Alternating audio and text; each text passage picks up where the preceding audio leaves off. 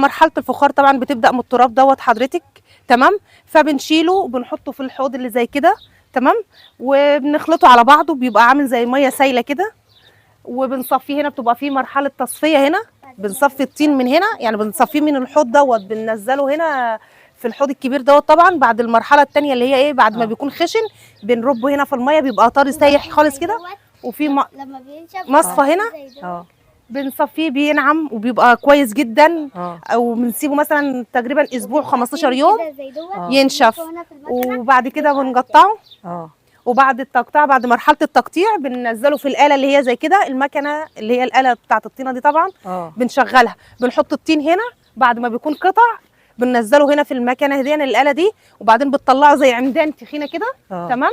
وبيجي مثلا الصينيه تشتغلوا بيه. بيطلع زي ما يكون مثلا عمدان طويله هنا. بيجي مثلا المرحله الثانيه بينزل مثلا العميل هنا على الصنايعي. بينزل هنا على مؤاخذه اسمه الدولاب. بيشتغل على الدولاب وبيصنع طبعا مرحله عن مرحله يعني. فهي طريقه الفخار بتاخد كذا مرحله، مش مرحله واحده طبعا. اول حاجه بدايتها بنقطع مثلا الجله دي، بتاخد 3 مراحل: مرحله التقطيع ومرحله الفتح ومرحله الترويس.